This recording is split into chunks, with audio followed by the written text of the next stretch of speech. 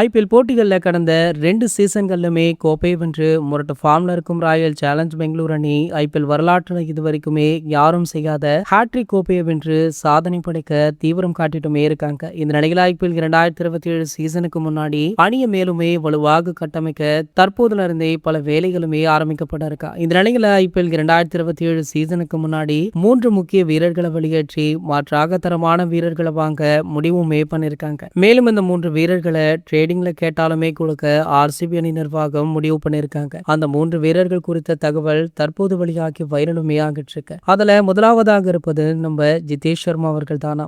Wicket keeper பேட்டராக Jitesh Sharma அவர்கள் IPL 2026 சீசன்ல பெரிய தாக்கத்தை ஏற்படுத்தல. 16 போட்டிகள்ல விளையாடி ஜிதேஷ் சர்மா அவர்கள் 12.89 சராசரியில 122.11 ஸ்ட்ரைக் ரேட்ல 116 ரன்களை அடிச்சிருக்காரு. ஒரு போட்டியில அதிகபட்சமாகவே 23 ரன் தான் அடிக்க முடிஞ்சது. இதனால் அவரை வெளியேற்றிவிட்டு அனுஜ் ராவத் அல்லது பிலிப் சால்ட் அவர்களுக்கு தொடர்ச்சியாக விக்கெட் கீப்பர் வாய்ப்பினை கொடுக்க முடிவுமே பண்ணிருக்காங்களா. சோ இவர் ஐபிஎல் 2026 சீசன்ல 6 போட்டிகள்ல விளையாடி அதுல 33.67 சராசரியில 168 ஸ்ட்ரைக் ரேட்ல 202 ரன்களை குவிச்சிருக்காரு. இதனால இனி பிலிப் சால்ட் அவர்களுக்கு ரெகுலராக விக்கெட் கீப்பர் வாய்ப்பு கொடுக்க பிளான் போட்டிருக்காங்க. அடுத்ததாக ரொமாரியோ ஷெஃபர்ட். ரொமாரியோ ஷெஃபர்டுக்கு பதிலாக அங்க ரீப்ளேஸ் பண்ற மாதிரி 1 அல்லது 2 வீரர்கள் இருப்பதால அவரையுமே அணியை விட்டு வெளியேற்ற நிர்வாகம் முடிவு பண்ணிருக்கு. மேலும் பாத்தீங்கன்னா 2026 சீசன்ல அவருடைய பேட்டிங் அந்த அளவிற்கு பவர்ஃபுல் ஆகல. சோ இவரை அடுத்து பாத்தீங்கன்னா ஜேக்கப் பெத்தல்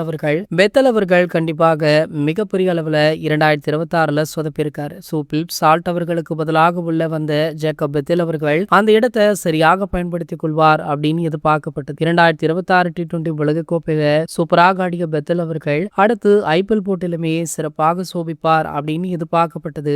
ஆனால் அவர் ஆர்சிபி அணிக்கு மிகப்பெரிய ஏமாற்றத்தை கொடுத்தாரு. சோ இவரையுமே வெளியேற்ற முடிவு பண்ணிருக்காங்களா. சோ இந்த பட்டியலை பத்தி நீங்க என்ன நினைக்கிறீங்க அப்படின்றத கீழே உள்ள கமெண்ட் செக்ஷன்ல கமெண்ட் பண்ணிட்டு நம்மளுடைய சேனலை மறக்காம சப்ஸ்கிரைப் பண்ணிக்கோங்க.